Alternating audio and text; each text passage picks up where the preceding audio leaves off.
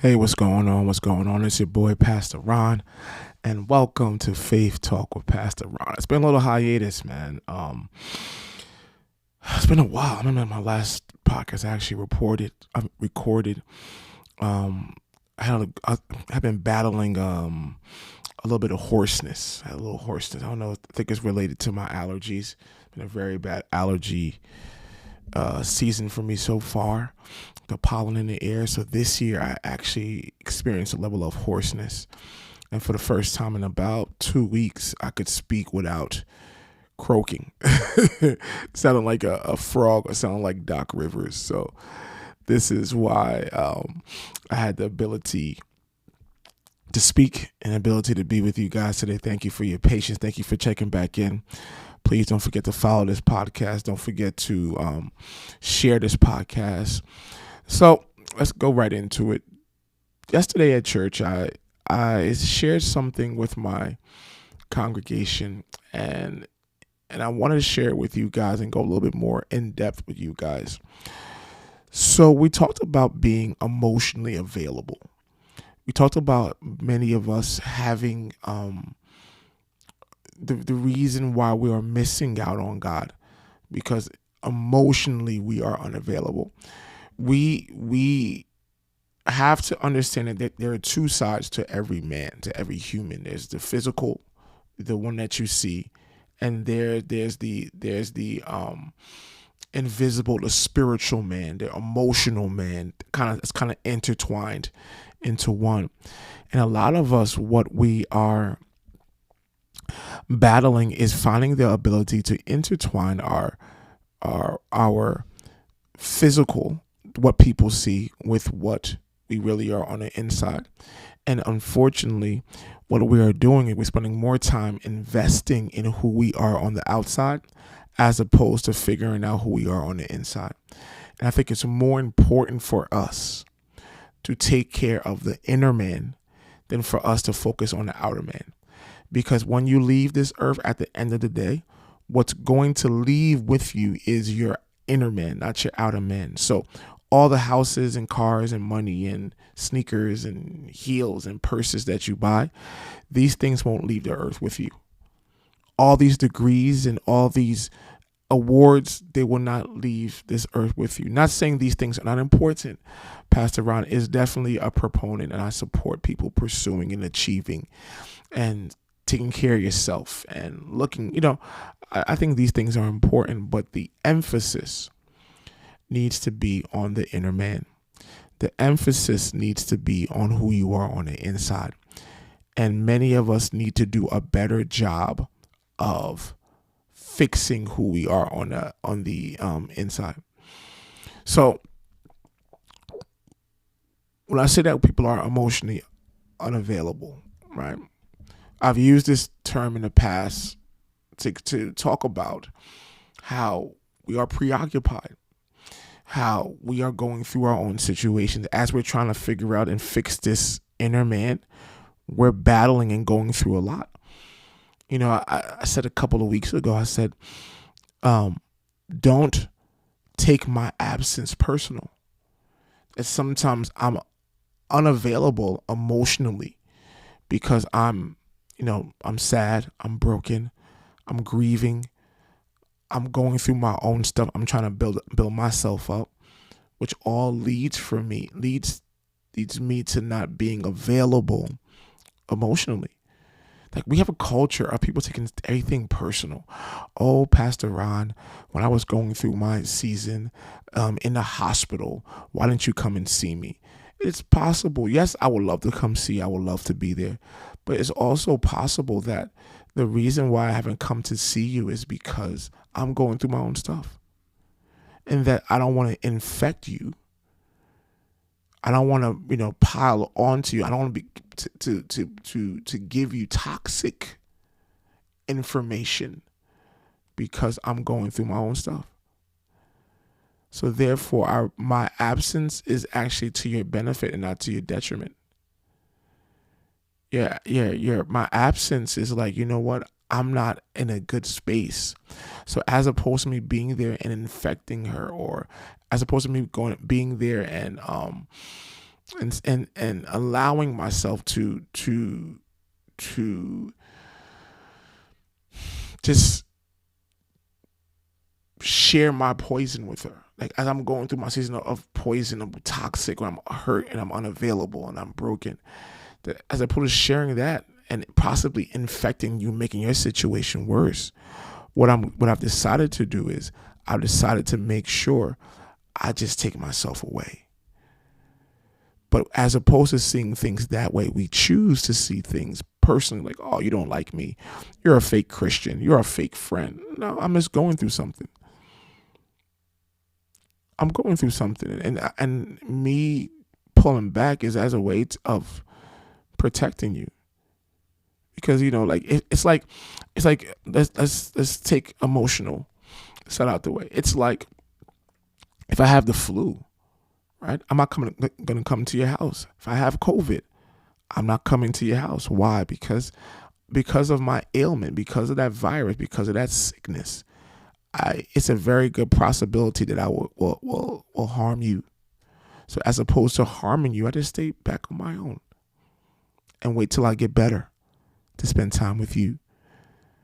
And a lot of us, we have to respect the fact that sometimes people are that are unavailable emotionally.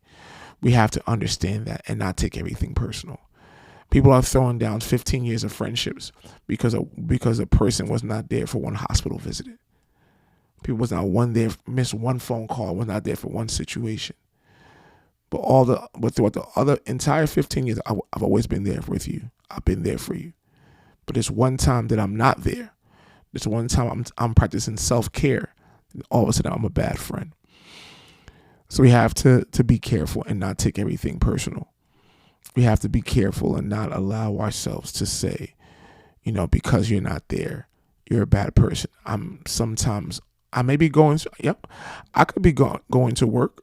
I could be going to school. I could be posting, but still emotionally unavailable. We have to understand that. We have to understand, though I'm functioning, though I'm still out there, taking pictures and,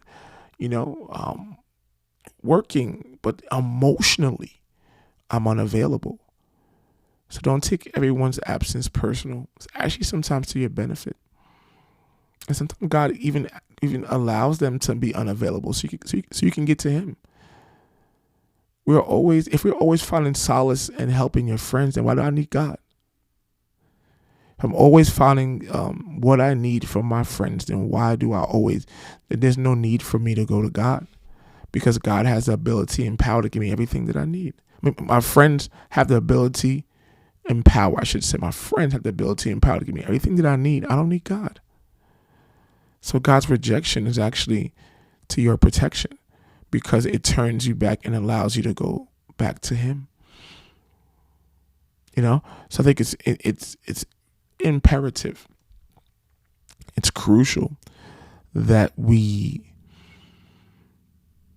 constantly understand that sometimes people can be emotionally unavailable. It's like, when you say, oh, why? I see you posting, but why can't you answer my text, answer my call? I'm emotionally unavailable. Let's choose not to always take things out negatively and tear things down for a moment. But yesterday, when I was talking to my congregation, the best church in the world, RCOG in Philadelphia, one of the things that we talk about, we were talking about Samuel, 1 Samuel 16 verse 1. We're talking about the prophet Samuel. This on the heels of Saul and his disobedience to God, on the heels of the prophet Saul the King Saul sitting here and being rejected by God, on the heels of Saul being fired but yet still being in the position, he had a moment of grief. No one knows exactly why he was grieving. Maybe he was grieving for the nation. Maybe he was grieving for Saul, where he felt guilty because he was the one that anointed Saul on behalf of the people and went to God, interceded on behalf of the people. Maybe that is why he was grieving. Maybe he was just grieving because he was like, dang, what are we going to do now? But Saul had a moment of grief. And in 1 Samuel 16:1, God, in essence, tells him to man up and move on. Like, why are you still mourning, Saul? Why are you still mourning? Watch this, the one I've rejected. And sometimes many of us are stuck, and we're going to miss out on God because we are sitting here focused on things that God have rejected. We are sitting here focused on people that God has rejected. We are sitting here and we're focused on friends that God has rejected. So I want us to realize, I want us to understand the dangers of focusing on what God has rejected, on focusing on the people, focusing on the things that God has rejected. We sit here and he was grieving, and God said, yo, Saul, how long are you going to grieve? Like, bro, like, come on, get out of this situation. Get out of this moment. Like, I've rejected Saul. Now it's time for you to get up and go find the next king that I've appointed. Now it's my turn to select a king. You know what I mean? Like, so it's, and a lot of us are in that situation where we are functioning, but we are like we are unavailable emotionally because we are looking back on the things that God said let go of. We are looking back on every single thing that God said, you know what, man, this is not for you. But yet, what we do is we constantly sit here and we look back at these things. We sit here and we grieve over these things. But God said, I rejected Saul. It's time for you to move on. So this is why I say some of us are emotionally unavailable. Like, I could be single, relationship-wise, where I'm not tied to anyone, where no one is claiming me.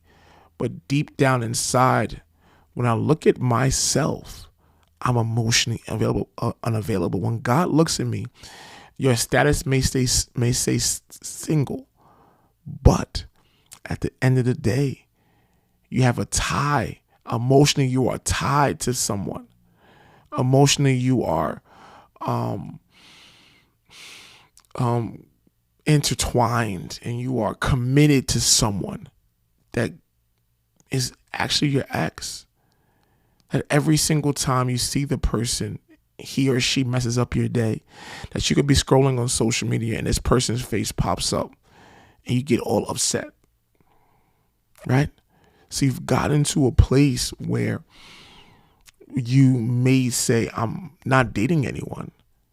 I'm not tied to a person, but emotionally, I'm tied to the person. Emotionally, this person has a tie to me because of the fact that I'm sitting here and I'm looking back and grieving over things.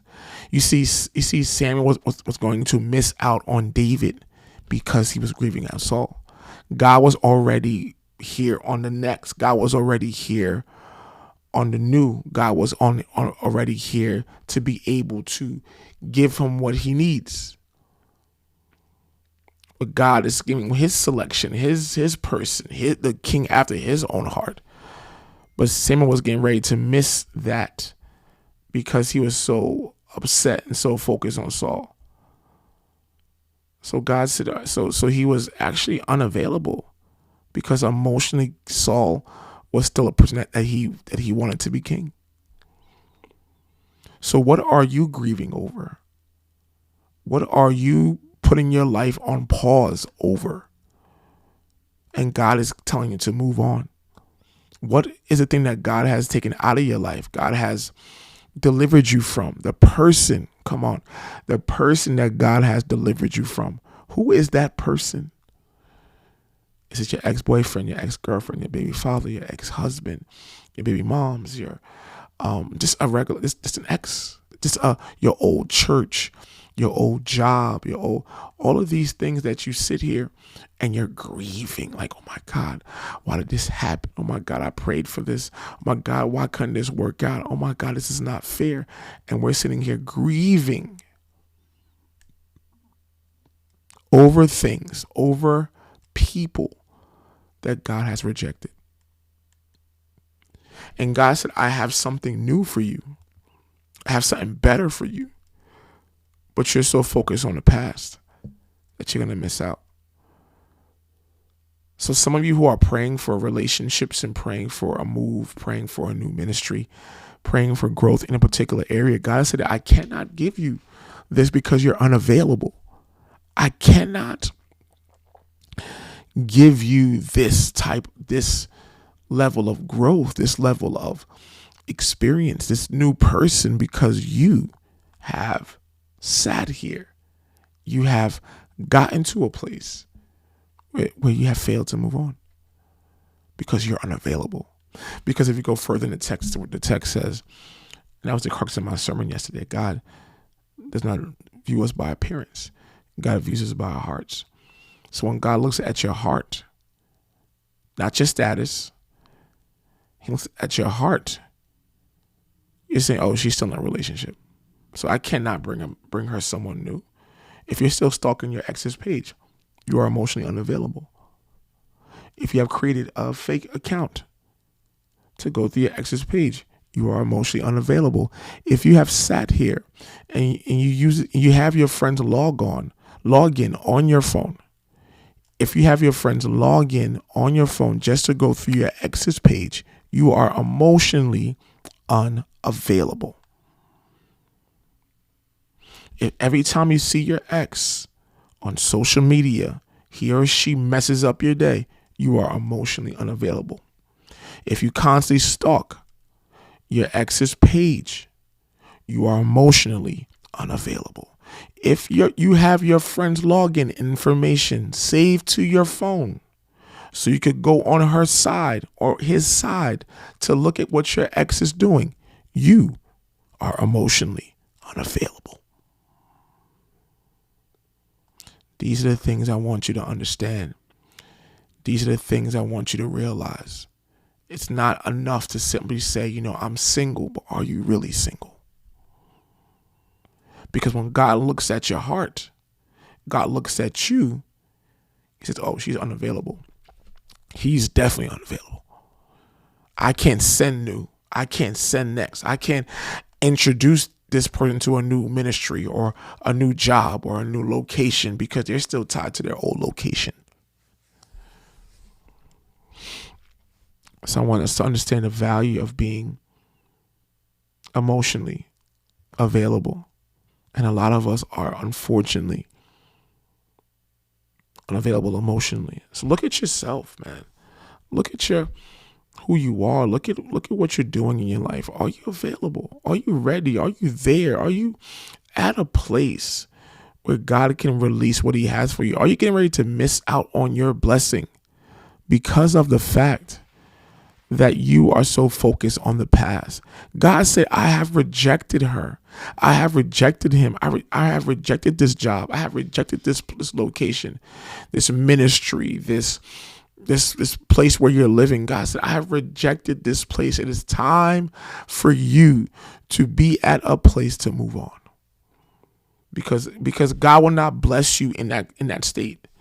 Because He understands that if He blesses you in that state, you are prone to stay in that state. So God said, I will starve you from your blessings in order to allow you to get to a place of moving on. I will starve you at this place because I want to get you to a place where you move on. Are you available emotionally? I know you left that place. I know you left that relationship. I know you left that location. I know you left that ministry. I know you left that job, but are you emotionally available for God to release His blessings over you? Because if not, if you're still grieving over the things that God has rejected, you may miss out on your David, on your blessing for what God has for you. Check your heart, check your emotion, check you, and see what you think. Well, thank you for listening. I pray this word challenges you, encourages you. Don't forget to share. Don't forget to leave some feedback, leave some comments, post on your social media. Help get this word out. I appreciate you. I honor you, God. Thank you for listening. God bless you.